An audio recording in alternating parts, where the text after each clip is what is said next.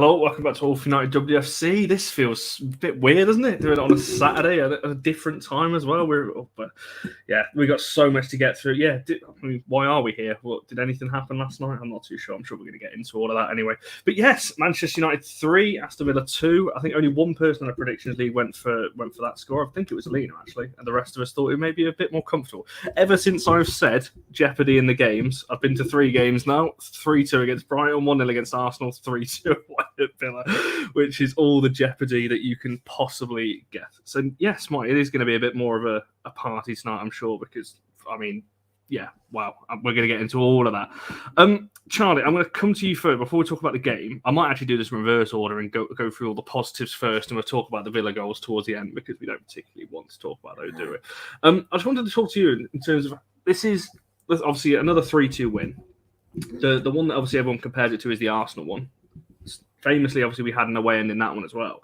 I just wanted to get your thoughts on what you thought it was like for us having that section again, because, like I said, we had that night. Well, you guys obviously were there for the game at the Emirates, another late winner, and what it was actually more beneficial, the fact we had an away end, and I think I put out my tweet earlier, the fact that players could all come over to us rather than being scattered around the ground, or even though there was United fans around, the benefit of having that section that was, well, it was sold out, wasn't it? Yeah, it was. Yeah, it was. I think it was. 900 away allocation, which was sold out, and there were United fans everywhere. I just think it makes a massive difference, just to the emotion of it. It's hard to compare the two. Like lots of people have compared, like last night with Arsenal. It's difficult. The one at the Emirates is always going to be special, I think. But I think the point at which this result has happened, when there's so few games left, and you think about last season when it was this game at Walsall where we didn't take our chances, and that was the start of the end, really, wasn't it, for Champions League? It was just huge. And I just keep talking about this mentality. I think I might have WhatsApped one of you or put it in one of the group chats, I'm not sure, and I said it feels a bit like that Fergie mentality of just like never say die. Just never say die, because we could score at any moment. It was just phenomenal. It was absolutely incredible. When the players and the coaching staff come over at the end, I just love it. It just makes it. And it feels like they really appreciate us, and we can show them, because we're together, how much we appreciate the effort and the work that they're putting in. Because Villa aren't a walkover. They're a really good side. That's why they're 5th. They're sort of knocking on the door. But yeah, incredible atmosphere. And what a way to win. I hate it for 95% of the time. I would rather 4-0 wins all the time. But you look back at it and you think that was just incredible. That 5% of euphoria is worth the 95% of just pure, absolute vomit-worthy dread that you're going through. But so good, so good. My daughter was there with my husband, and she came up at the end. You might have seen her, Connor, and sidled down the row. And I picked her up, and she just went, "Why are all of these people so sweaty?" Just went, "This is what stress feels like, an emotional release, Evelyn." Yeah, brilliant. Absolutely amazing to be there. I was not looking forward to it as well, because I think I said that I turned to Shane and to Mark and Deb over on the back row and yourself, Charlie, and so it's fine, United are going to win today. And as it was getting more towards the end, I thought, I'm not getting out of this stadium, am I? Rachel Williams is coming on to save me again. That's literally, you were like, "Oh, please, Rachel." And I jinxed it. Yeah, just amazing, isn't it? Brilliant. Barry and Jess, for yourselves, but how did it kind of come across on TV? That kind of, obviously we've all watched it back now. I think everyone's had it on repeat most of the day. Barry, starting with yourself, how did it kind of come across that from an atmosphere point of view, and also just the emotions at the end? You know, seeing all of that last minute winner. I mean, as I said before, you can't beat a last minute winner, in my opinion. But how did that come across as well? As I've said to you before, Connor, you can't beat a last minute winner, but for God's sake, stop manifesting them. We could do with like the 99 Cup final. We like that. That was good. Right at the end of the season, we had a whole couple of months to get over it. We're doing this every weekend because of the way you're playing, and I'm getting a bit worried about you. I might have to take a little trip over to your house and quarantine you, take away all of your tablets and your laptops and everything, so that you can't keep doing what you're doing. Because frankly, mate, I'm 41 years old. I'd like to see 42, and you're not making it any easier. But it does feel good, of course it does. And it's horrific. It's horrific, just as bad watching it at home as it is watching it there. You get antsy, your legs start shaking. You start thinking about where you can go. You've got that nervous energy. You want to walk about. You do so. You might go up and get another beer out the fridge, or, you know, throw it against the wall, depending on how you're feeling. And brutally honest, you know, you say things that maybe you wouldn't necessarily say if you were sat there in the ground. I wasn't very happy with Aston in about the 91st minute, where she just looked like she was passing to some random person who didn't actually exist.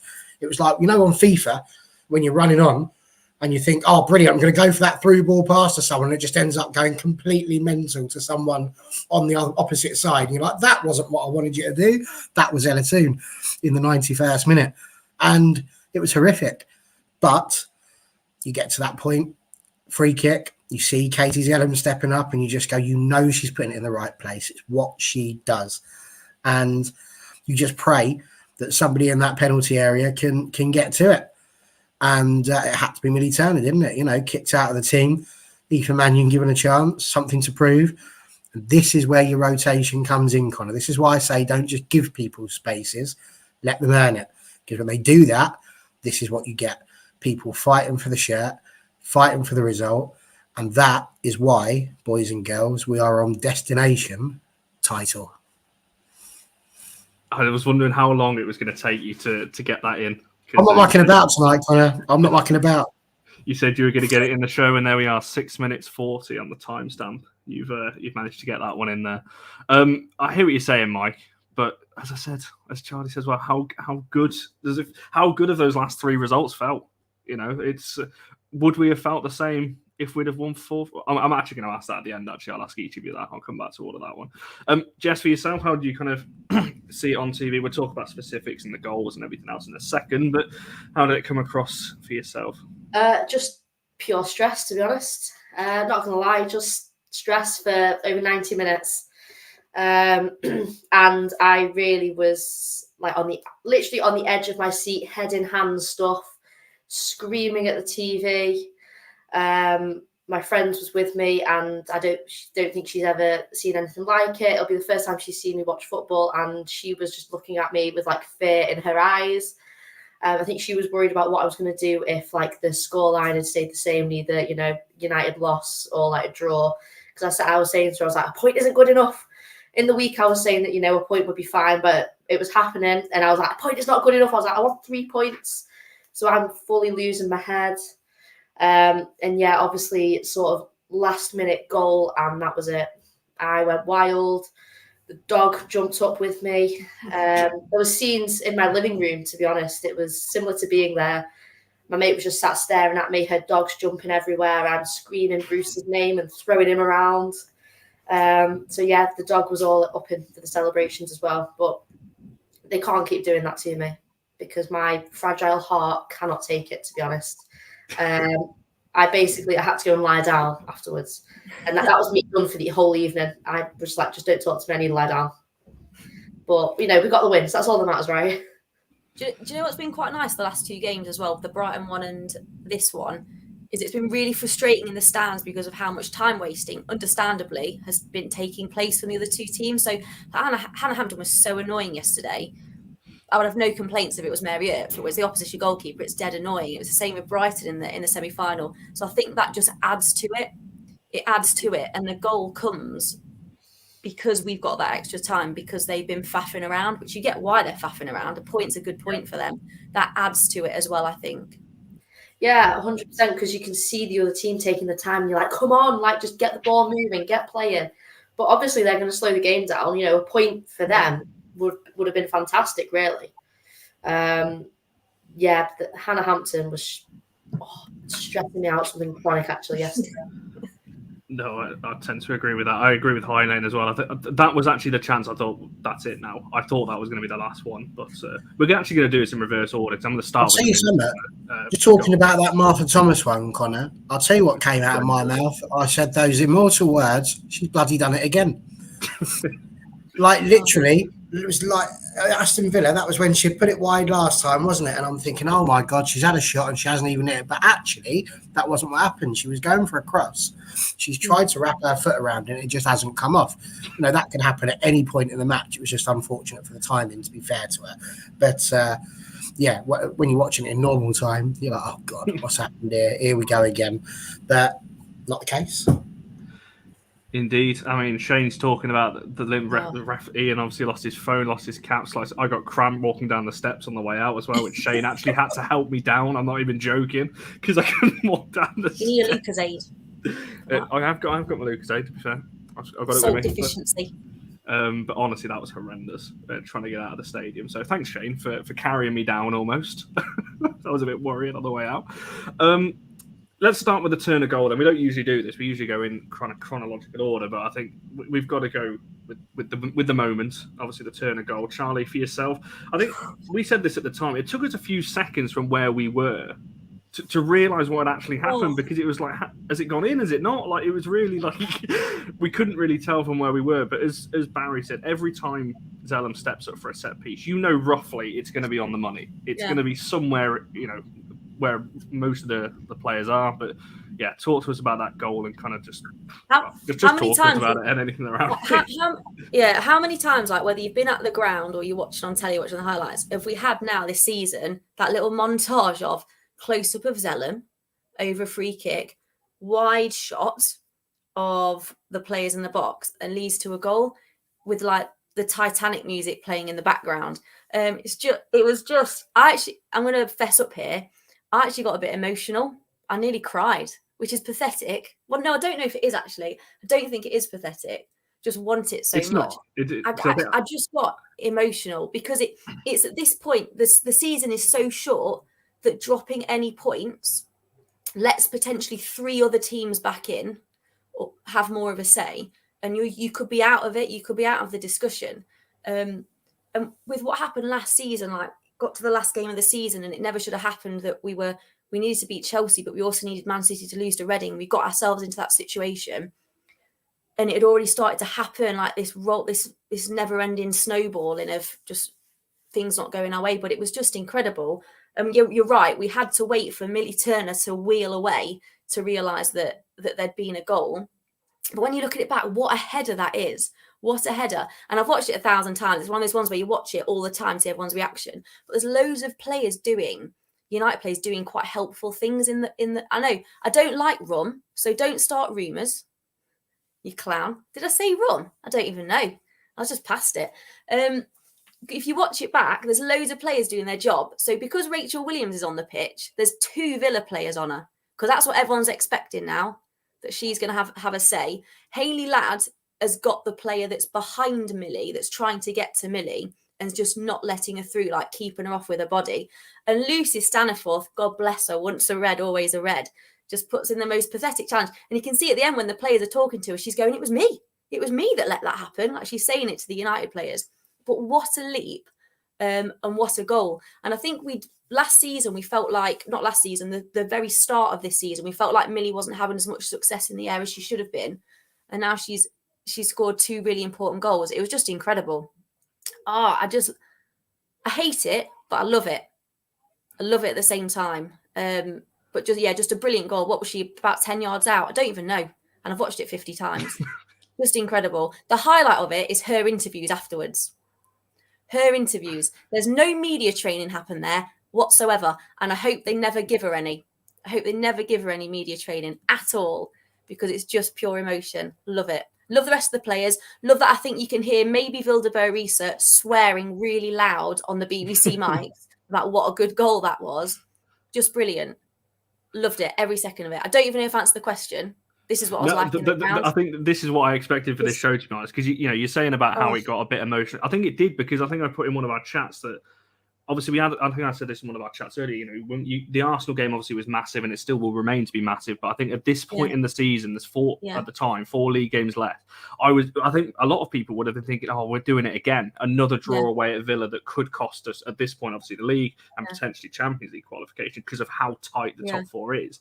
So I think it just all kind of came out of us, didn't it? Whether you were watching on TV or in the ground, it was just like, thank everything for that. Everything feels like it's on a knife edge all the time. But because on the way to the game, Pete was like, you need to calm down, because he's not often with me on the way to games, but I just feel ill the whole way because every result is so important. Every result.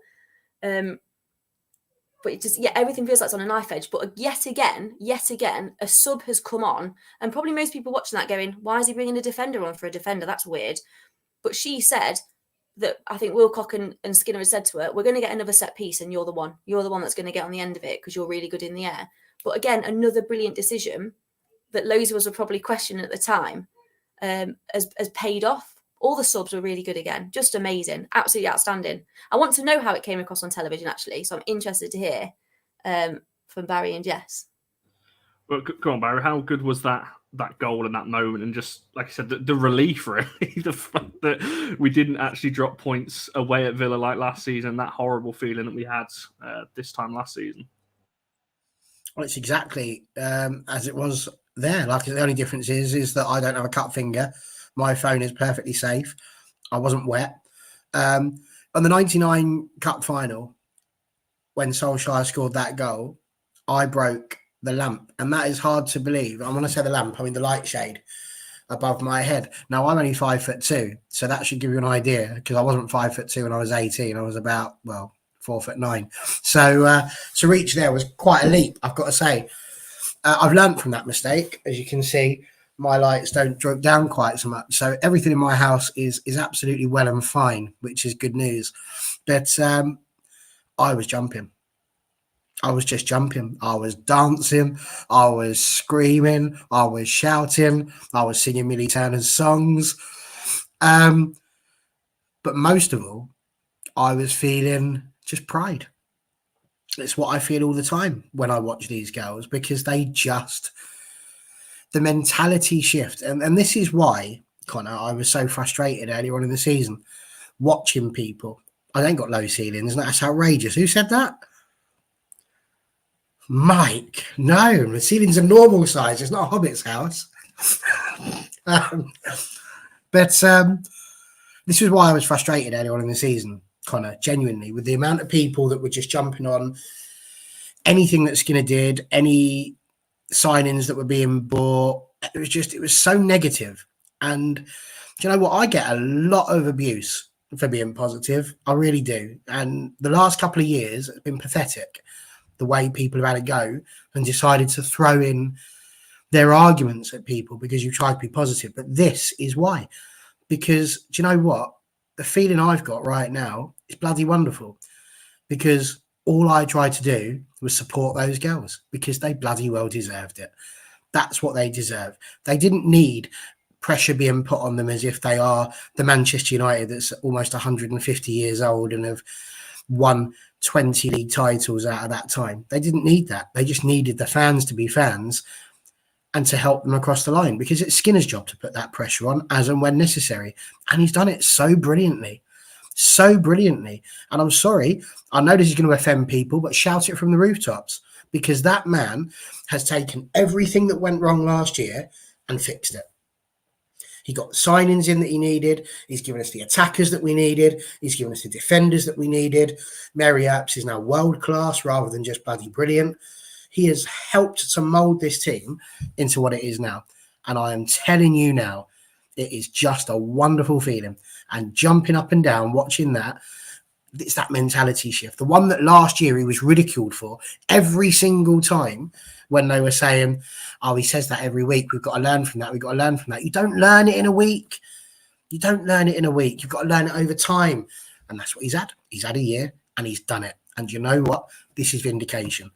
So absolutely. My manager, my team, love him to pieces. And I couldn't be prouder. That is what I feel.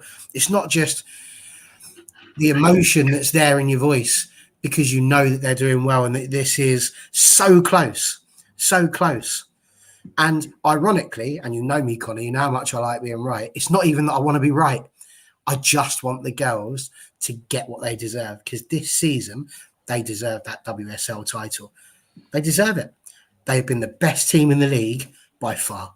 End of story. And that's I don't know if I'd agree with that, but you were doing so well up until that point. No, you can disagree on whatever you like. You eat flipping burgers with a knife and fork. Your opinion's invalid of what you agree with. Yeah, I don't know about that, but no, I mean, Who did you say has been better than? Well, we haven't beaten Chelsea, so are we better than them? Are we better than them if we haven't beaten them? Yes. because we should have beaten them. Ari, I quoting did. the referee, No, I don't know not about having that. that performance at Kings Meadow, pants by them. We were better than them. I would also say, I think, obviously, when you look at where we are at this point in the season and you compare, not that we're like some poor like Northern League, so I'm not saying that, but when you compare what clubs around us have potentially spent compared to what we've spent, some people might say we're punching above our weight, and you don't do that by chance. You do that if you've got a proper team with a coaching staff structure. They know what they're doing. They've got the right people in the right places doing the right things. And I'm really excited where if we get Champions League football, the sorts of minimum if we get that, the sorts of doors that will open. It's just so exciting. I think it's so exciting to be a Man United fan at the moment. And I know things are going well and we're going in the right direction because of how annoyed other people are. So other fan bases get annoyed when they're worried, I think.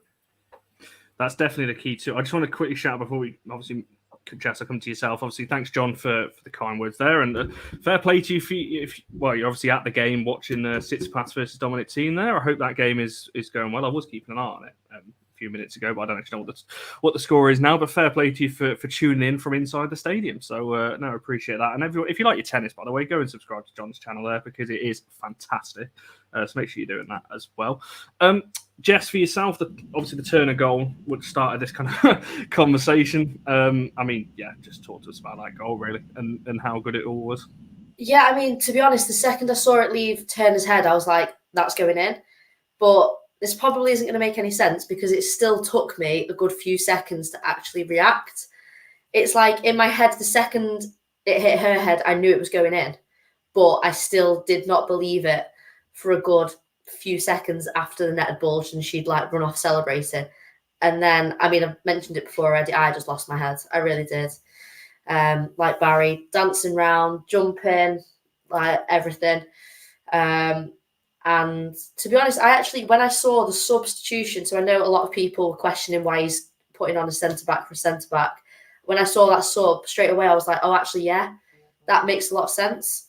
So I was happy with that kind of sub choice anyway. And yeah, for her to come on and get a goal, just incredible. And she is United through and through as well. Again, Charlie mentioned before, her post-match interviews are absolutely fantastic.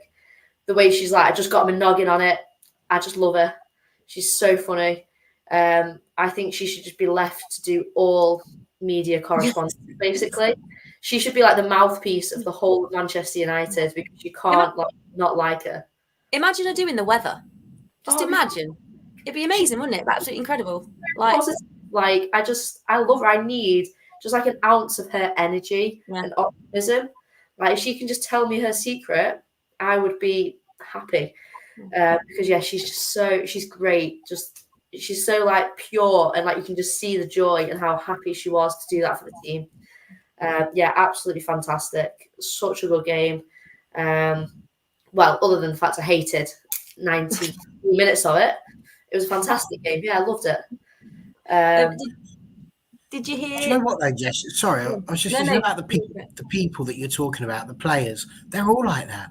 Yeah. You take Mary up, some of the things you see her doing on social media when she's away on England duty, mostly, to be fair.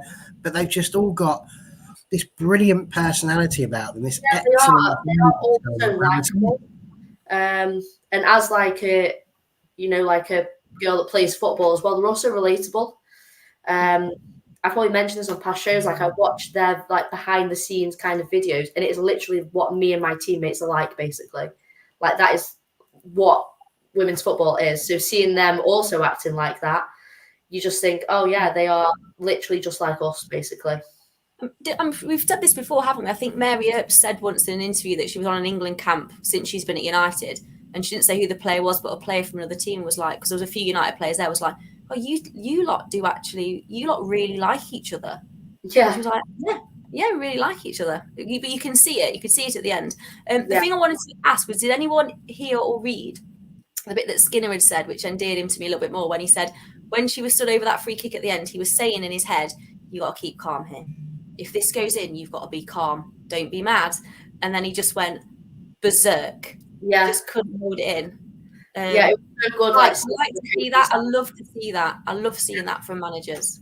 I did, like, and every like the whole, all the like sort of backroom staff, they were all so hyped. Like, you could see how much it meant to all of them. It's not like it was just the players or even just the manager. Like, Martin Ho. everyone that was there was like partying. It was so good. My son's favourite thing about the game was Martin Ho at the end. I said, "What was your favourite thing?" That guy at the end. Yeah. He was just so up for it, so buzzing. Absolutely loved it. I think that's the thing, isn't it? When you're talking about the squad and that moment and everything else, that's why, you know, when you look at the scenes at the end, the players' first reaction. Now, most of the time they'll go and shake hands, and I think they did obviously a bit of that.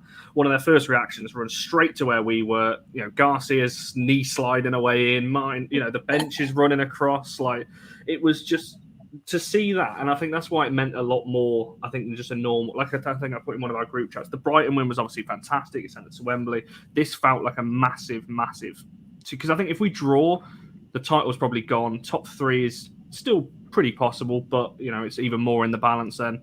But that, you know, like I said, for the title as well, you know, it makes you believe, doesn't it? It starts to change your, you know, I know Barry's been saying this all season, but it does start to change.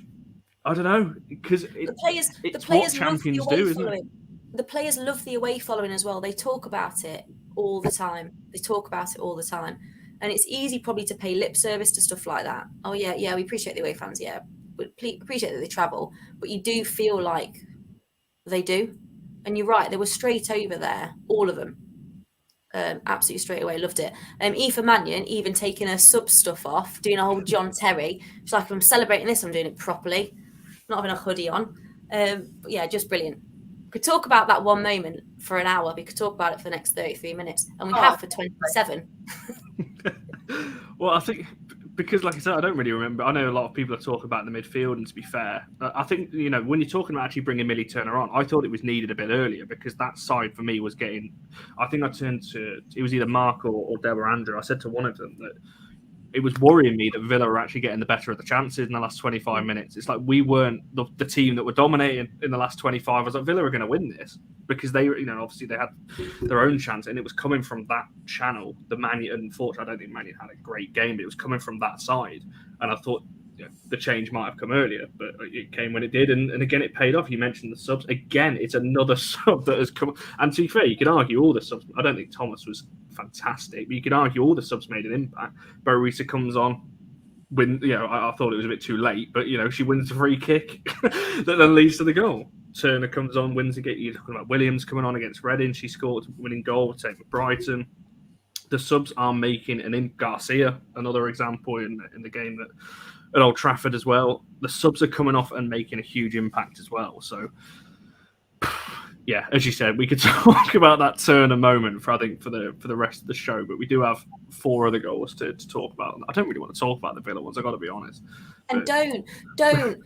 We didn't pick Rachel. Right, I'll do it really quickly. So the one from the set piece, we didn't pick her up very well. We probably missed Millie Turner's height in that moment. Okay. Second one was offside. Job done. Let's just talk about the others. There we go. Was it actually offside? Was it? I've not seen it. 100% it was. Which is just another, you know, beforehand, Charlie said, oh, the officials weren't too bad. You know, there's a couple of dodgy ones, but it was for everybody. And it's like, it was pants still. You know, they're not the level they should be at. It was definitely offside. I'm thinking we're going to get to the disallowed goal at some point as well, which will be nice, because we've got some exclusive. Well, it's not exclusive at all. We've just spoken to somebody who's let us borrow the footage, which is nice. But I think for me, that first goal, do you know what? Sometimes I think you can overanalyze things. And I think we're all sitting here going how great that Millie Turner goal was. And not once has anybody mentioned the defence, whether or not they should have picked her up or how they bamboozled them. And you know what? We said in the preview, Rachel Daly is an absolute machine at the moment. She's ridiculously good. I don't know what she's having for breakfast, but get me some, because she's just been that good. And, you know, we could have been, as good as it was that we were 3-2 winners and it was brilliant, we could have easily been behind a couple of times further because of balls that had hit the football. Balls that had hit the football. Good God, Barry. Balls that had hit the bar because there was two of those. So, you know, I just actually took my hat off to that header. I was like, it was such a good set piece. You could see Maya Letitia running at her as the ball comes in the knowledge that nobody's picked her up, but too late. And sometimes you just can't do it. The best strikers are taught that. We always talk about mistakes, but actually sometimes you just get outsmarted. That's what happened. And she was just brilliant last night. She didn't deserve to be on the losing team, but for God's sake, I'm so pleased she is. Yeah, I think there's a lot of obviously talk about her performance as well. They were just poor goals. I think I said it to somebody at half time. Every cross that was going in, I was worried about because we were not dealing with any set piece with any real conviction. Second half, I thought we were better at it, and I think that's definitely one. I think Kaz, you put on your TikTok, I think you made that we are fully second half FC, and I'm fully buying into that as well because whatever happens in the second half, we seem to come out a completely different side for the most part, defensively and attacking wise. So. Speaking of the first half, let's talk about the Galton goal then, because obviously that got us back into it. But I think Charlie, me and you instantly looked at each other and just went, "That was all Ona," because the run down that right hand side. I mean, it's just Ona all over, isn't it? I think she's now top. Well, she's joint top with Gura Wrighton for assists in the WSL now, considering she's a fullback and Wrighton's a forward. That's pretty impressive. Just talk to us about that goal that kind of got us back into it because again there was a bit of nerves after Villa had gone 1-0 up. We were a bit like, oh. Like, not again. Like, come on, let's get back into this. Yeah, it was brilliant. She skipped past a couple of Villa players, didn't she? Skipped past Nobbs and someone else. Played the cross quite early, I think, from a fairly deep position on the pitch, but played it beautifully. And again, the good thing is we've got like Galton getting into these positions. We'll talk about it with the Keats goal as well, but we've got players running in at the back doing that a little bit more really to take. Scoop up those loose balls and get some chances, but we've got players doing that now.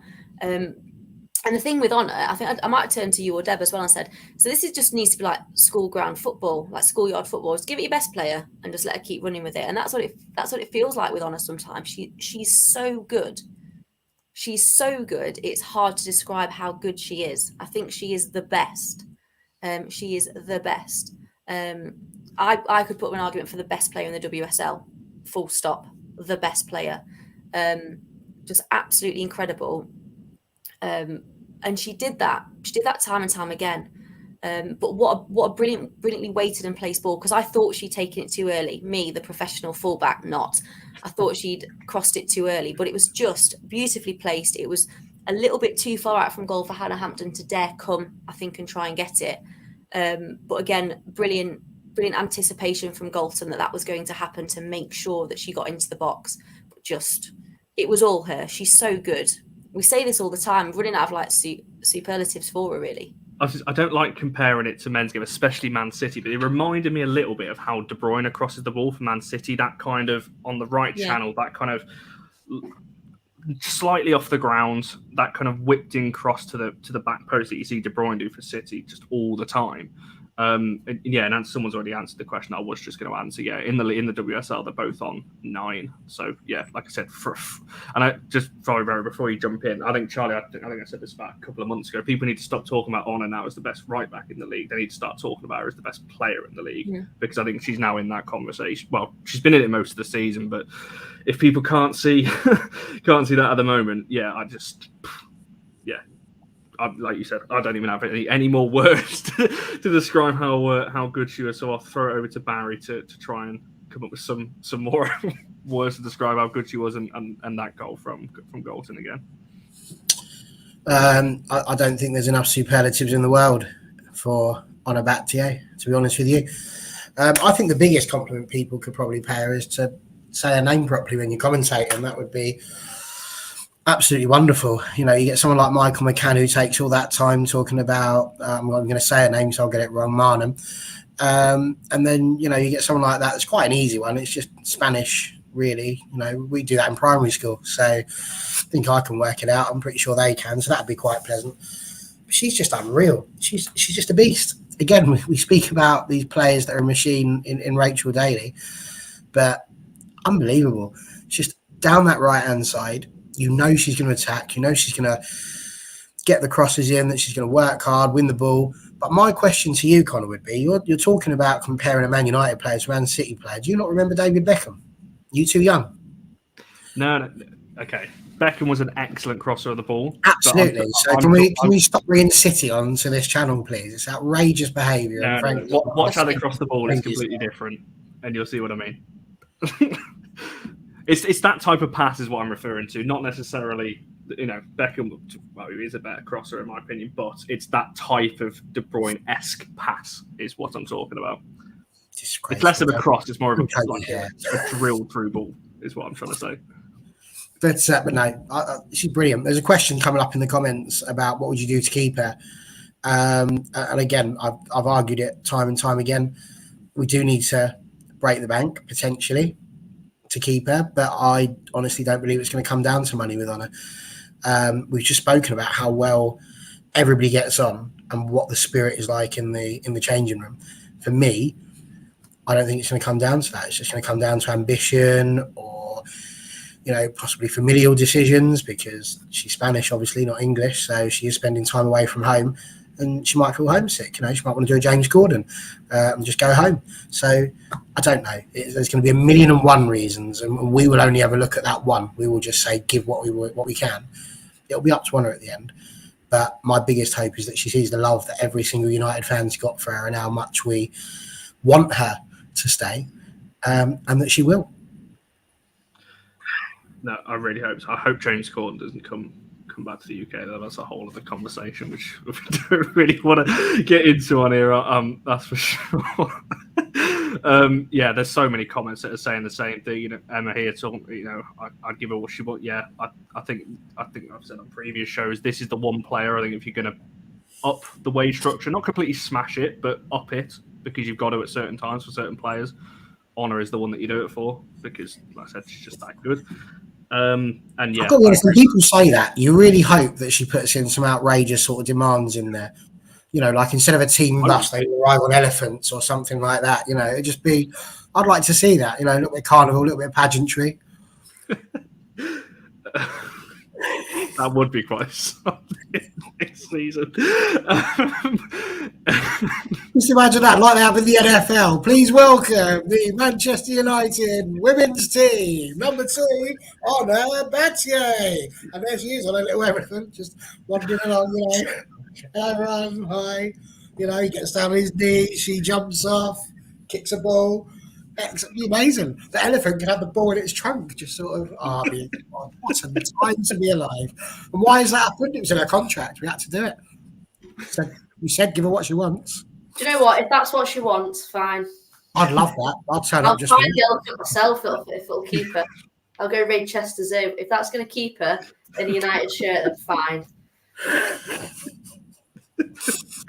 And the ball that has got to be in the elephant's trunk has to have been signed by you, Connor. Oh, we're still rolling with this, are we? Maybe at the end of the season. Who knows? If we win the league, I'll sign one for you, Barry. I'll send it just to you because you've been pushing that one. Can't believe you started now. What's this comment saying here? If I wouldn't... Yeah, no, I think that's fair enough. And to be fair, can you blame her with the quality she is? She has to be in Champions League next season. But I'm going to come back to that because I want to talk about United and kind of Champions League, what that result means and everything else in a second. But Jess, for yourself, just your thoughts on that goal. I said the Ona pass, the Golden goal as well. Again, she's on the score sheet again. Her and Russo are really battling for that United Golden Boot kind of.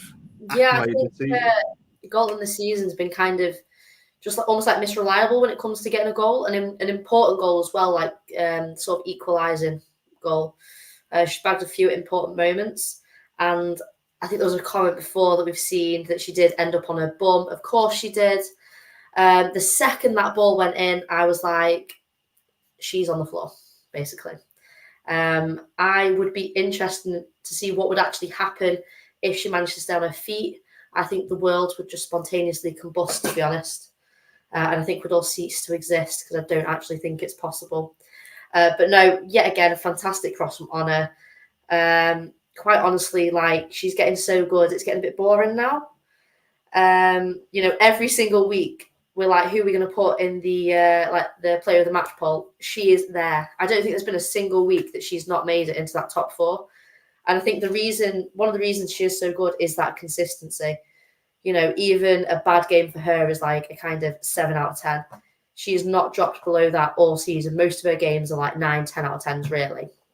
She is absolutely fantastic. And I think she's probably the only player in our team, maybe Mary Earps, that is not replaceable. I don't think there's a single player on this planet that you could replace her with. To me, she is the best right back on the planet, like without a shadow of a doubt. Absolutely, 100%, all day. Go.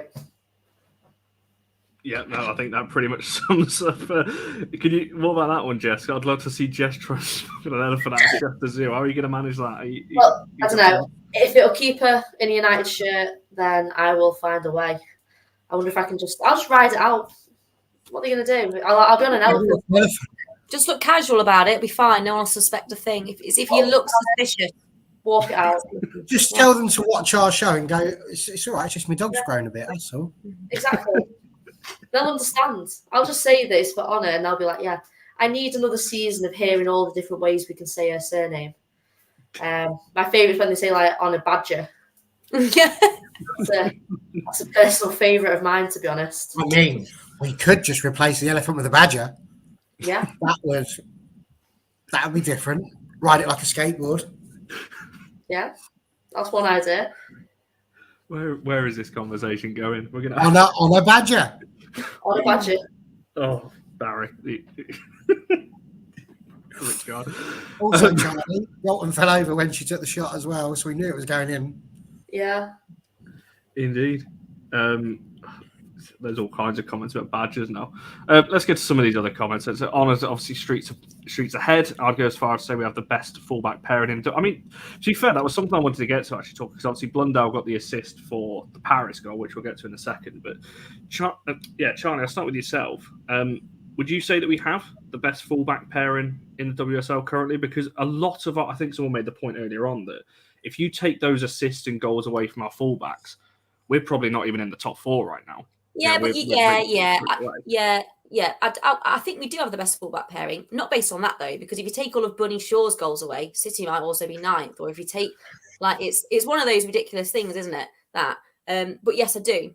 I'm going to go Love Island. On paper, I do think we have the best fullback pairing. Yeah, I think so.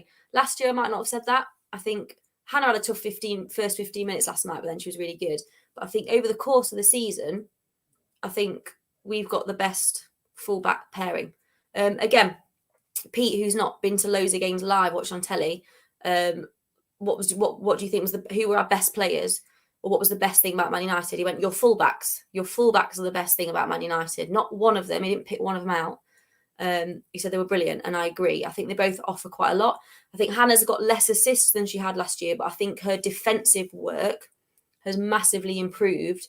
And she plays quite an interesting role, Hannah, in that she cuts in quite a lot and seems to, at times, become an extra body in central midfield as well, whereas Ona tends to fairly often stay out wide. But I think they're both incredible. I wouldn't swap either of them for anyone else. Barry, would you go along with that? I'll tell you what I will say before we crack on with that is that I was on Maz Pacheco watch for the entirety of that 90 minutes, and I feel like I might see your hype, Connor. Off one game? Finally. Yeah, I quite... There's bits and pieces that I saw from her that I thought was quite good. So, maybe I won't take the mickey out of you for that quite so much. But is she better than Hannah Blundell? No, sir. No, she is not. I agree. I fully agree. Have we got the best... We've got the best team. It's proven by the fact we're at the top of the league. That's kind of how it works. For me, nothing really much more to add. I think last season, Hannah was inconsistent. This season, you can't say it. She's been consistently brilliant and she has grown, and that's exactly what every member of this team needs to do. So, absolutely loved it. Honestly, TJ, I don't know what's happening tonight. That's like the 3rd or 4th time. Something's going wrong here. He's also getting me on the title fight train as well, which is just something I never thought I'd be saying. But there we are. Jess, I'll throw that same kind of point over to yourself. Also followed on to say, Hannah's received more one-on-one coaching as something she hadn't done before, and short Dan Skinner at the coaching staff. Have you seen maybe an improvement in Hannah this season that, we know Ona is, the player that she is, but the fact that those two together are both so good defensively, but also offer so much in attack as well. Yeah, absolutely. I mean, we already know is world class, but I think the way sort of Blundell has come on this season is insane, really. Like the improvement is just incredible. Again, I can't see her, like I wouldn't want to replace her. And she's got to be kind of looking at a sort of international call up soon, shortly. I mean, she's been so good, and similar to Ona, she's been so consistent, I think. There's no argument that her first sort of 10, 15 minutes or so of the game last night weren't great. But the fact that she was able to basically play herself back into the game, and she did have a tough time on that side. And the thing is, with Ona being the player she is, teams who we face up against are potentially going to try and exploit the other wing. So look to kind of go down Blundell's side, because realistically, just looking on paper, who are you actually going to have more luck against? The best right back in the world, or just a very, very good left back?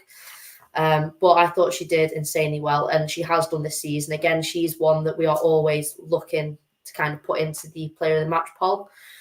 She really has been smashing it now, week in, week out, for quite a long time. So, yeah, insane player, doing so, so well. And I just want to keep her in the team.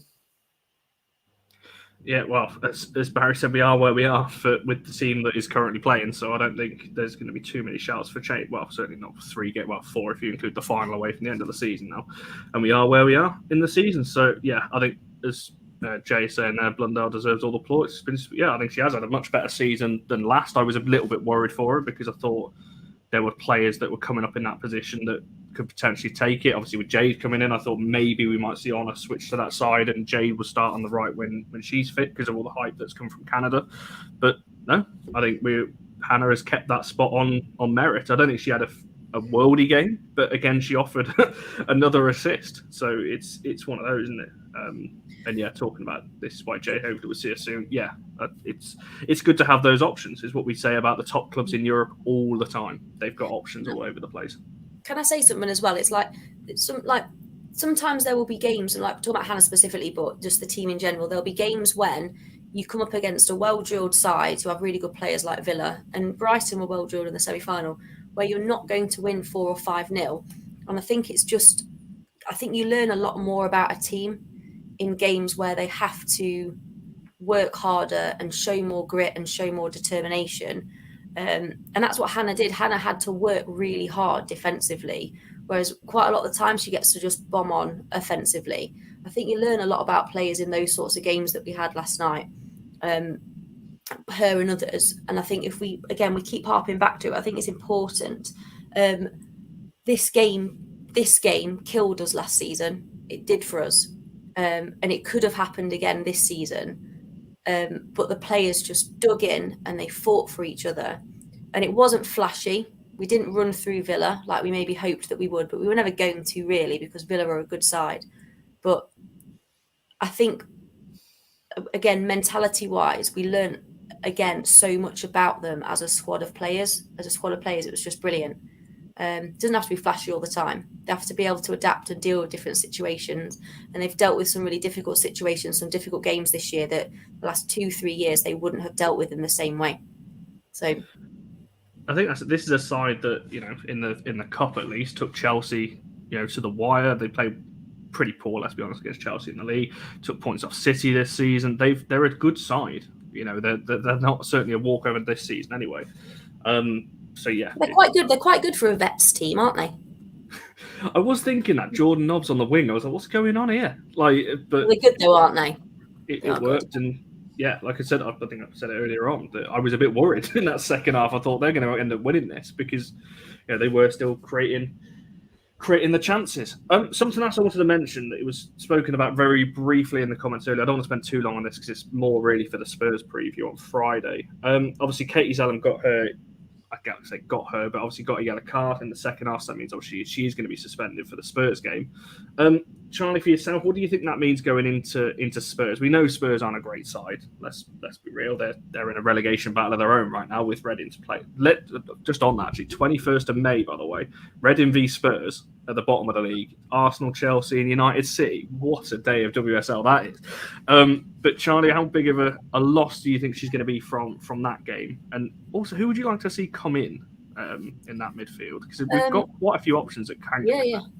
I think it's one of those games where you look at the league table and think, it should be easy, but teams in a dogfight, in a relegation fight, can be really dangerous because they've got everything to lose. Everything. Okay, it's horrible going down to the Championship. You see, Birmingham haven't come straight back up like they probably would have hoped they would do. So it can be really tough once you're down there to get back up. I think for Katie, there's a couple of things we'll miss. One is her leadership. I think that can't be underestimated. The role she plays in rallying the troops and keeping them going. And obviously we talk about set piece delivery. People have talked about it before as being a party trick, but it's a party trick that she's pulled off 8 times this year. And we've scored really important goals from it. So it's dead important. And she's also a really good footballer.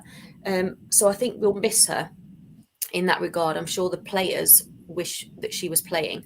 However, we have got players that can come in and play a very similar role or play quite a different role.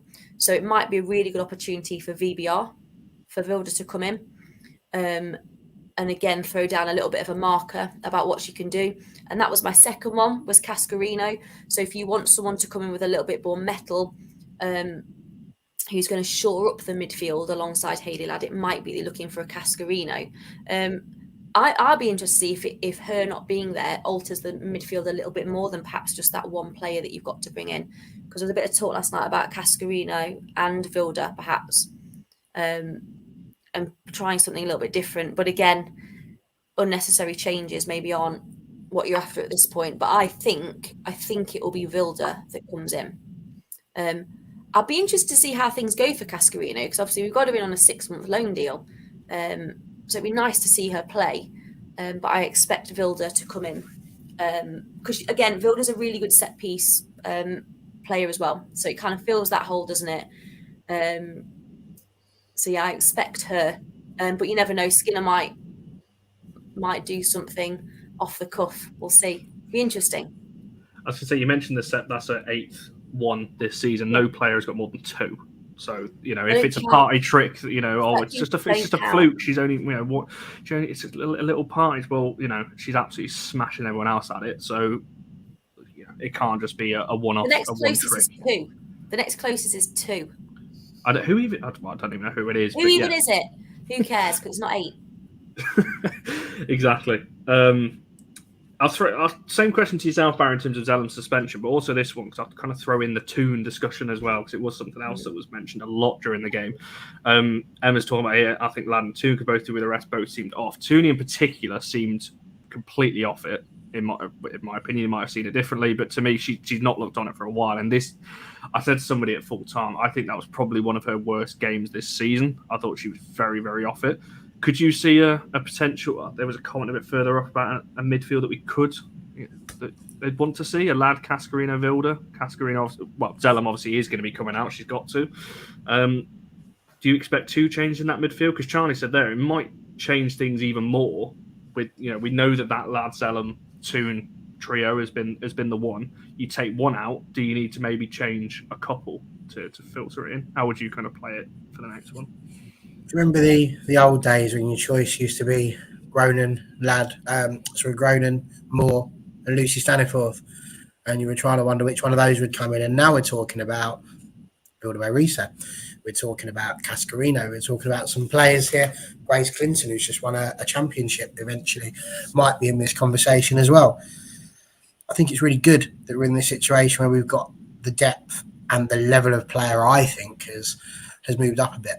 I'll be really intrigued by what Charlie's just said there. It is only a 6-month loan with Cascarino, and we haven't seen her much. And, sometimes within all the rubbish that gets thrown about in Twitter, it's a fair point to make that if Cascarino hasn't played much in the 6 months that she's here with us, that she may not want to stay any longer.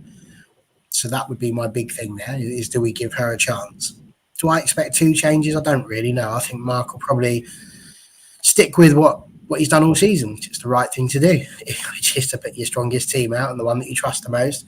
I would still expect to see Toon and Ladd, although I do agree that Ella hasn't quite been on it for a while now, actually, and could probably do with it. I saw a really interesting take on Twitter about how is the midfield trio a little bit too settled? Are they not feeling like they're being challenged enough? They feel like their positions might be cast iron, basically, that they're not going to get dropped, which is an interesting take. I can't massively argue against that, but I would still argue that the team that's being picked still put us to the top of the table. So, got to kind of think about where you're going. I don't expect to see two changes. I'd still expect to see Toon start. It's still going to be Ladd. And honestly, if I'm brutally honest again, Connor, it goes back to what you were saying about playing that with Wilder and Toon playing together. And I don't see any reason why we couldn't do that. So, I think that would be quite nice. They could be quite fluid. Wilder and Tooney can change about a bit if they need to. So, yeah, I mean, literally number of choices. It would be very intriguing, though, to see what happens with Cascarino. And Shane just put there, is it Cascarino signing permanently in the summer? So this is much about her integration as having depth, which is a very good point to make as well. So this is what I mean, you see. What's going on behind the scenes, we'll never know. So that's what makes it tricky. But for me, I'm nervous about making too many changes. Like I keep saying, Conti Cup, we saw what happens when you make too many. Zellum's got to be out. For me, just hit Wilder in. I think that'll be perfectly fine. We know that she can do it. Job's a good one. My biggest question is who's taking free kicks? Well, it'd be Wilder for me. We've seen what she can do from a dead ball. She's certainly not bad at set pieces herself. But I mean, you just mentioned reference Shane's coming. He's followed up, and they did. If anyone remembers back at the time, United announced a loan, PSG announced a permanent transfer, and then deleted it and changed it to a loan. So maybe there is something going on that is going to be permanent. Because I'm not going to lie, if we don't sign her in the summer off the back of it and she doesn't play for the rest of the season, that was just a complete waste, in my opinion. Because it was just no worse than Senior Brun. Well, yeah, but at least she played, albeit not a lot. At least she had some minutes. I know Cascarino had a few appearances off the bench. Cascarino, no, not Cascarino. No. Did she score? Not off memory. She didn't play. What's the point having her then? Well, that's what I mean. I think some of these loans can be questioned. Is all I'm saying. They're all gambles, aren't they? Whatever you do. It's better to do that with a loan than a full permanent transfer like we did with Leon, and we've seen what's happened there. Some transfers work, some don't. People forget that. Not every single one is going to work. But, yeah, no, I agree with your points. I think I've advocated for that most of the season. I think VBR and Toon can play together. So let's see it. Albeit, I don't think Toon's been great. So maybe you change it a little bit. Jess, for yourself, who would you like to see come into that midfield with Zellum going out? For me, just bringing Wilder. Similar to Barry, I don't think there's any. I wouldn't want to see too many changes, especially to that kind of midfield three. I do think Tooney's been off for some weeks now, but again, we're top of the table, so something's got to be going right. I do think a lot of the time, especially this season, players like Tooney have been marked quite heavily.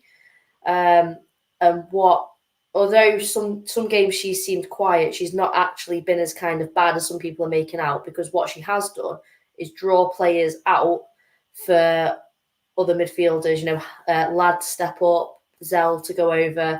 She's pulled players out to create space for other United players to go into, basically. The other thing I will say is I'm actually quite glad that Zell got a yellow, because of course she misses the game, but not the FA Cup final. Is that right? Because if she'd have got a yellow in the Spurs game, then she'd have been out for the final, which I think is fine, absolutely fine. I don't know if that was me, I'd have been thinking tactically, and I'd been trying to get a yellow, basically, because you want her in the final. I think if we've not got her in that FA Cup final, then we're having a completely different conversation now. But the reality is, you're playing against a team that are in a relegation battle, which does, of course, make them dangerous. But the reality is, out of Spurs or Chelsea, who would you rather her miss a game against? So hopefully straight swap, I reckon, for Wilder, and hopefully be a good game, good chance for Wilder to step up again. These are the kind of opportunities that the rotation players are going to want to take. Similar to Mannion in the game before last, she stepped up because Mill had a bit of a knock, and she played incredibly well and then got a start last night. So it'll be a good opportunity for some of the other midfielders to maybe get a look in, because chances are, even if Vilda does start, she might not play the full game. She's not played a full 90 in quite a while. So they could be looking for a kind of 60-minute, 70-minute swap if she's starting to get a bit leggy. Just to say, people saying that it would only be if she'd have got sent off against Spurs that she'd have missed the cup final. It's still the same argument, because even if she had been booked at Spurs, she'd have then missed the game against City, which you would argue is equally as big, if not bigger, than the FA Cup final. So, either way, it was the right time to get suspended. Absolutely. Definitely. Yeah, no, I'd agree with that. I think, to be fair, it was a feisty game all round. I think, when you're looking at the game as a whole, I don't know whether she did that on purpose. I don't know. Maybe she did. But I think the yellow cards were being brandished around because it was that type of game. To be fair, I quite liked it. I said a bit of jeopardy in there, a bit of feistiness. It was what we wanted to see. Because as Charlie, you always say on this channel about games like this, it didn't feel. Obviously, we'll ignore the scenes towards full time around the side of the pitch, but it felt like an actual proper game where this really matters to the players, not so much, let's just turn up, meet the players and see how it goes. It felt like that in the crowd and around to the players as well, that this means a lot. This is a crucial game in the title race, but also for Villa, who are trying to make strides to break that top four as well. Yeah, I think to garner interest, I think for people to come to a game and then keep coming back, I think there needs to be, we've said before, there needs to be jeopardy, there needs to be emotional investment. I think if you're just going out for a day out and your team wins 5-0 every week, which is what used to happen with certain teams, there's no emotional investment there. I don't think. I think it's it's jeopardy that gets you invested, because we saw it at the Emirates as well. When we went 2-1 down, the whole atmosphere changed, and it did at Villa as well. When we got that second goal, the atmosphere changed. People realised that it's important, and it is important. I hate people that don't like football and go, "It's not important." It is important. That's why I cried at the end of the Villa game. It is important, but I think you're right. You need games like that to it's more of a showpiece, isn't it? It's exciting. You don't know what's going to happen. It's two really good sides playing against each other. Kids like goals. They do like goals. But William was just like more amped up about, oh my gosh, everyone else's reaction. This is intense. And that's what keeps bringing you back for more, I think. It's that emotional investment. No, 100%. I'm sorry. Donald, you have won the best comment today, because I completely forgot about that. The duck that ran on at half-time that was chased off by Letitia, that went off obviously above the stand that was closest to us. But don't be doing that again. There's nothing Mayor can't do. Get yourself a lifetime ban now from stadiums if you do that. I don't know whether that's just to point out. Sorry to ruin this little moment, but just on the back of what Charlie was saying there about the emotional investment, I've argued this about women's football in general since the moment I started to get into the game myself, and it goes back to that old quote: "People will forget what you said, people will forget what you did, but they will never forget the way you made them feel." And that's it. It's how you make people feel. And that's a life story for everybody in this world to take. It's how people make you feel. And that's literally it. When you come to that's why when you take children to the football and it's their first time in a stadium and they look up in awe and wonder. When I went to United against Southampton for the first time and went up and saw Old Trafford, and you come out and you see all those people, the feeling that you get is absolutely crazy. It's an amazing feeling, and that's what sticks with you. That's your first foray into the game. So I completely agree with what Charlie's saying there. It's entirely about how football makes you feel, and if you're not feeling anything, then that's when you have a problem. And whatever that feeling might be, sometimes it's anger, sometimes it's delight, sometimes it's frustration. It's all manner of things. But 100%, that's it. As for the duck, I missed that. I must have been in the loo at that point. It was right after half time, wasn't it? From memory, it was literally just as the players had come out for the second half, and they couldn't it got like a big close on the TV. Like the cameras were like focused on it, and then we got a close because it flew away. I was very invested in the Ducks' story, to be honest. I just thought typical women's football. To be honest, there's a duck on the pitch. It did not come as any kind of surprise at all. No, 100%. No, I echo what Barry said there. And as Shane said, yeah, I get cramp, which I have it every time. If you see me walking down the steps at LSV, I will usually be limping because for whatever reason, I had it at the stadium yesterday as I was walking out, which, like I said, I had to fully lean on Shane on the way out. So that was not fun at all. And yeah, Mike's agreeing. With yourself, Barry, as well, the emotional connection is why we support the team. And yeah, 100%. Everyone that was there at the Emirates, obviously, you had that moment with the players come over at full time and that last-minute winner, and everyone that was there yesterday would have had that moment as well. And even if you aren't there, I think watching on TV, it comes across. You have that emotional connection as well. I'm going to end the player of the match poll in just a second, so make sure you get your votes on that before I round that one up. It does look like we have a clear winner though, but don't let me sway your decision. There's still plenty of you that haven't voted, so make sure you do on that one. There was another question I wanted to come to, and so it's a generic question that we ask pretty much every week now, but there was a lot of comments about how many points do we need for this and how many points do we need for second, for third, and so on. Charlie, at full time, you obviously mentioned, after the goal, you're a bit emotional and things like that. Was that because you think now that Champions League is pretty much done? Because I'm pretty sure, if my maths are correct, we can still lose to City and still qualify. I think, if my maths are right. So was that what the emotion was? What do you think that result means in terms of, well, two things, in terms of the top three and also the title as well? Oh no, I don't like this line of questioning. I think the emotion was, it felt like I think Andy Slater said it, we're here moment. Like, we're here, we're in it, we're not going away. That's it. And laying down a gauntlet. And I just love Man United, which is why I got emotional. Something would have to go cataclysmically wrong now to not get top three, but things do go cataclysmically wrong. So I just like that we're in the conversation is what I'm going to say. I don't want to say what I really think because I might jinx it. I was going to say, Ian's telling me off. I've not said a word, and I'm not going to either. I've asked the question. I'm not saying anything. For me, I think what I fully expected, so the last game last season, we were going to Chelsea, having to win to get top four, and we needed City to lose to Reading. None of those things are going to happen. Whereas this season, I think we're going to be in a much stronger position going into the last game of the season than that. And that is all I will say. So back off. Go to someone else. Because I worked it out before we came on air.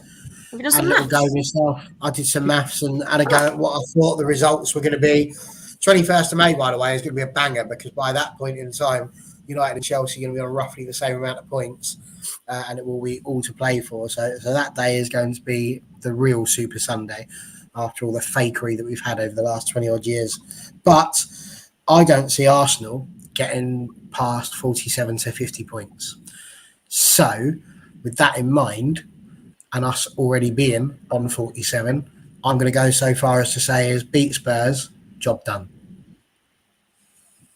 As far as the top three goes, obviously we're going to win the last three games of the season plus the FA Cup final for a rather spectacular double. I think someone's just put it in the car. I've just brought it up there. We're one Chelsea loss away from things. I think that was everyone who received a voice note off me when I was driving back yesterday would have heard pretty much the same thing. As people know, I've been denying it most of the season, but I think I agree with Charlie. The fact we're here in this conversation right now, especially after yesterday, I think now it's starting to get to the point. We can't do anything about it apart from win all our games. It's not in our hands. So ultimately, it's not up to us whether we win the league or not. However, second place cup final, I think everyone at the start of the season would have done that. And second place is in our hands, as somebody said earlier. 6 points we need, and it's done. But Shane, I see your point. Just because we finished top three, we might not get Champions League. We just entered the qualifying process. We've seen what happened to City in the last couple of seasons. They've not managed to get past the Madrid side, so there is that as well. But we're different. As I think it was Chess messaged me yesterday, we're massive now. That's what we are. We've got to accept that. it is about Champions League, obviously, and getting into the qualifiers and opening doors for transfers. But it's also that breaking the duck, that psychological thing of everyone sort of talks about top three. There's this top three that no one's ever been able to like break into that. And that's massive as well as a psychological thing. And I'm sure what'll happen is it'll become a top four once we break into the top three, but it's a top three. And that's what it's been in the WSL for about 1 gazillion billion years. 2014 was the last time it was anything different. Right. So that as a psychological thing is massive to break into that. Just to make people feel like I was still in school the last time the top three was different in the WSL. That's how long it's been for that. And like you said, it's a psychological. I mean, Casper are all the same. You know, I hate being that, but I'm really trying to just not think about it. And then all the way home yesterday, I was thinking, but what if? Yeah. What if? Well, thank goodness Mark Skinner isn't thinking like us. Mark Skinner will just be focusing on the Spurs game. The rest of us, we can get as excited as we want. People will be going, "You've not won anything. Why are you excited?" Telling you how to fan. Of course, we can get excited. It's exciting. It's exciting because we love Man United. Get as excited as you want because Mark Skinner will deal with the squad. We can get as balmy as we like. No worries. I do apologise, Mike, for that one. There was no need for that, though, Shay. Come on. I couldn't even... Oh, dear me. I'm not even convinced he could now, to be fair, Connor. Could you? Count to 3. Yeah. Dear me. You actually going to make me do this? I need what? 1, 2, 3. Well done. Achievement unlocked. We do it all on this channel. Jess, for yourself, how are you feeling on this one? Sporty's saying there, control. I think it's the same as we're all kind of feeling. We've got 3 games to win, obviously 4 if you include the final. That's all we can do, right? And just hope. At the end of the day, like we're in a good position. We've got the points on the board already. You know, Chelsea are an incredible team. There's no point denying it or arguing against it. They are an incredible team, and it is kind of theirs to lose. But they've still got to play those games, and they've still got to win them all. So I'm just happy to have those points on the board and fight for the first time, despite the fact that, you know, Chelsea could still do it. I am literally like, no, we're going to win the league. I don't know. I can just feel it. Chelsea are going to slip up. If I say it enough out loud, it'll happen. I'm like going to manifest it into existence, basically, I think is what I'm trying to do, to be honest. If I tell enough people that they're going to bottle it, then they will. Yeah, that's it. Was it Tim Stillman was on, like, he's been on the show recently, hasn't he? Connor, you did a bit of an Arsenal preview with him. And he was saying last night that I think he was on like something feels a little bit special. He said the fact that United keep getting these last minute winners, they've been brilliant with injuries, they've not struggled with that when other teams have. He said it does, even to him as obviously a big Arsenal advocate, big Arsenal women's fan, it does feel a little bit like this is the closest it could ever be to being our year. Because it was Villa again as well. It was almost like the whole kind of England at Wembley against Germany thing. You know, it's like an iconic fixture. This game against Villa almost is because it was our slip up last year. So to kind of do it again this season with the favourable result, you know, I think it does kind of put you in that mindset of, right, we can do anything now. It's, you know, it's going to happen. I think that's the thing, isn't it? I tweeted it last night that 7 days, 14th of May to the 21st. It's the cup final, obviously, on the 14th. Chelsea go away to West Ham, which a lot of teams have struggled at. Then they've got the Arsenal game on the 21st when we play City on that Sunday. That's the 7 days that will obviously decide, I think, the outcome, because I can't see them dropping points anyway. They've got like Reading at home and all these other, I think Everton at home, Liverpool at home, Leicester at home. No, Reading away on the last day they've got, but yeah, Leicester at home, Everton at home, Liverpool at home. You expect them to win. The one concern for me would be if they start bumping up that goal difference, then we will need an Arsenal win or a West Ham. So I don't know. There's so many outcomes, but I am starting to think like what you said, Jess and Barry. You said this to me about 2 months ago, I think. Having the points on the board, albeit Chelsea have got the games in hand, we expect them to at least win those 3 that I just mentioned, those home games. Yeah. Just putting the pressure on. I think someone mentioned Rob in the chat earlier. I messaged him yesterday saying, are you feeling a bit nervous yet? Because yes, they've got the games in hand. Still got to win them. They're looking at the table going, we have to win these now. Yeah. They've got more pressure on them because they've not played the games yet. We've played them. We've got points on the board. They've got to get those 9 points. And don't get me wrong, they should, but they already slipped up against Liverpool early. They did, didn't they? Did they lose against Liverpool at the start of the season? They did. I can't see that happening again with how poor No, they are at the minute. it just goes to show, that it can happen. And they are going to be thinking that, it will be sort of a niggly little thought that they have to win those games to get back above us. I think the really interesting part about the Chelsea running is that obviously they've got the most games to play. But once you get past the weekend, and hopefully we've got past Spurs, we're on to 50 points at that point. When they get to that game against Leicester on the 10th, that's to go a point behind us. And I think that if Leicester have managed to pull themselves together and they're doing a little bit of a run, they may not be as easy to beat as they have been in previous months.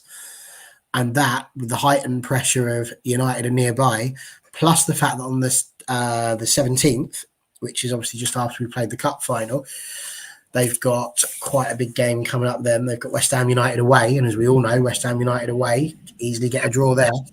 Those two games, just before we get to that weekend, I think like I say, we could be going in pretty much either on the same points or with us just ever so slightly ahead.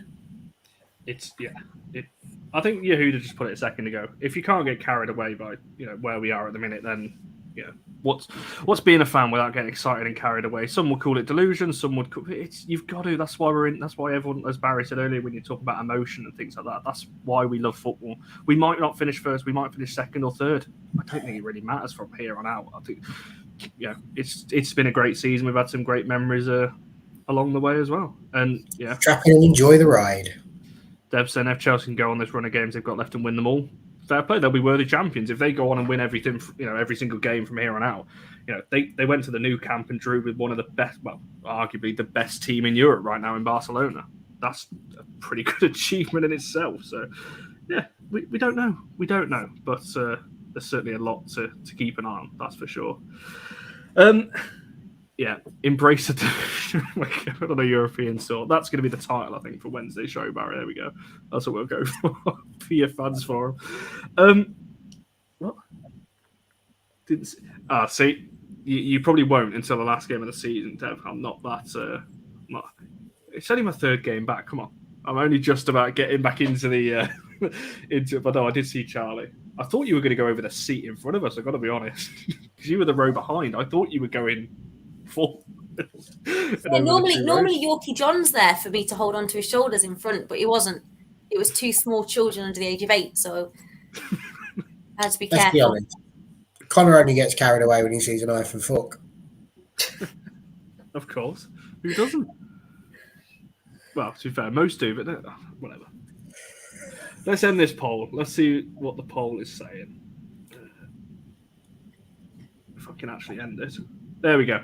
So, I'll come to each of you first. In fact, I'll read the poll results out and then come to each of who you would have voted for. So, Leah on 8%, Paris on 17%, Millie Turner on 24%, and of course, it's Ona again for I can't remember how many of these she's won now. We've got a sheet somewhere, but Ona on 50% of the vote, so she wins another one, another the match poll, which is not really a surprise. Would any of you have gone for anyone different, or did everyone vote for Ona? I went different. I also went different. Oh, everyone did. Okay. This is something we made of us.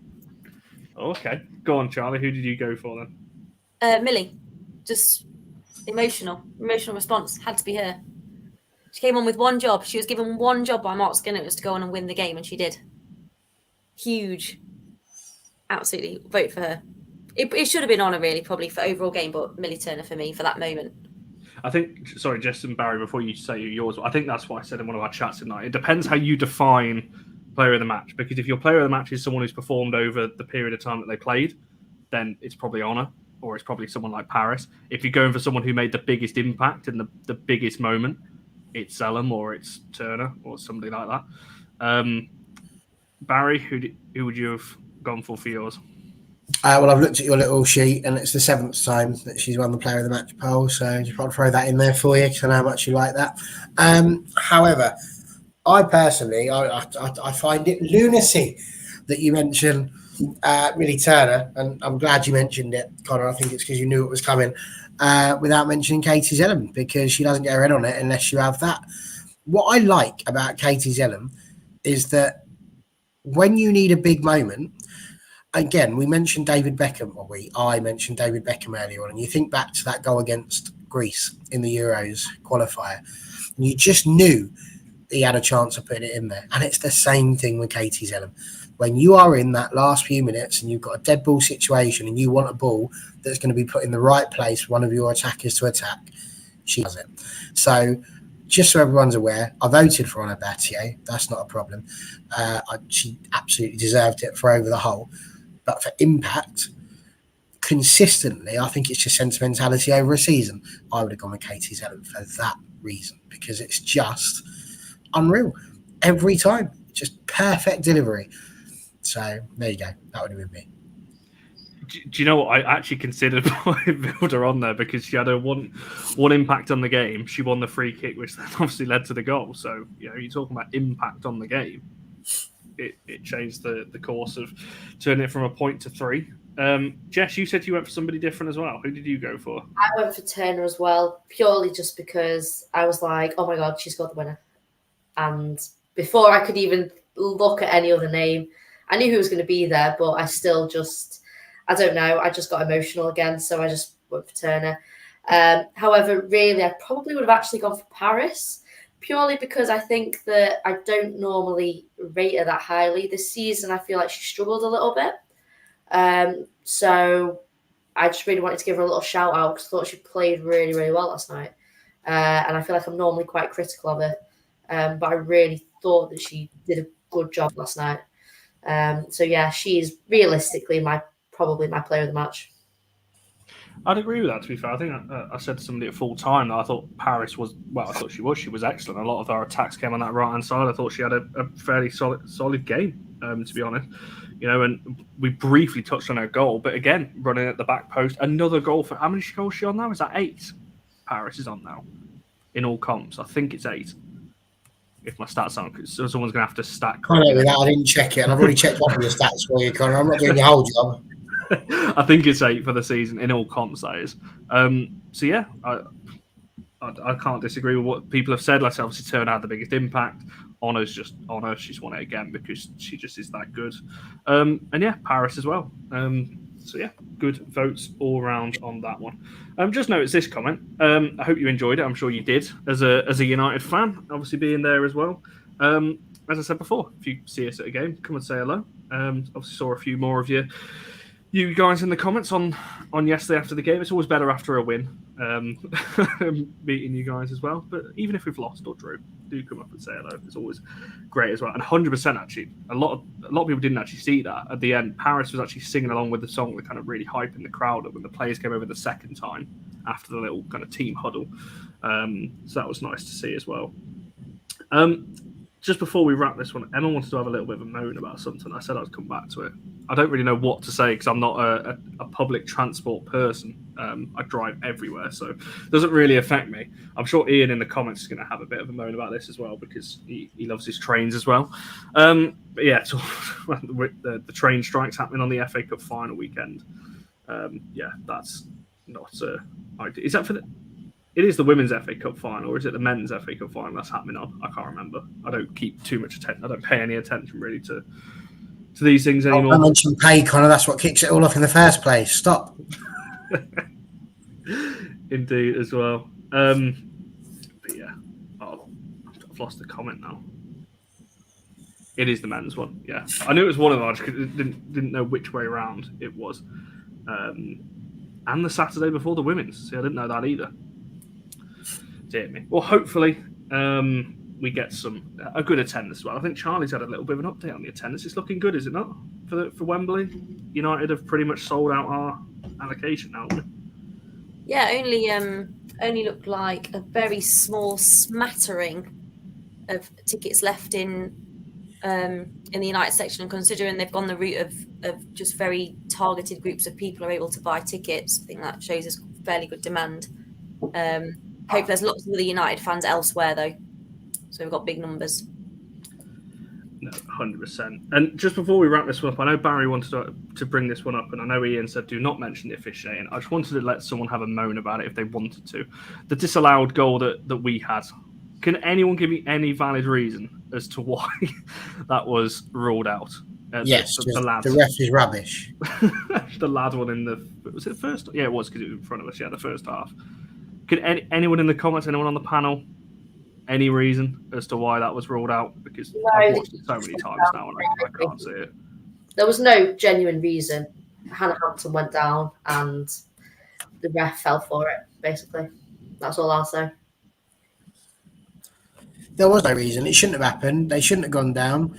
I mean, she went down because Gorton blocked her. And Hope Powell said at the end, didn't she, you know, oh, that's what you're supposed to do if somebody blocks you. I think even Farrah Williams said, oh, if they do that, then people are going to block off the goalkeepers all the time. Well, then they're going to need to work out a way. There's no law against standing in the 6-yard box or the 18-yard box. I mean, for goodness sake, get a grip.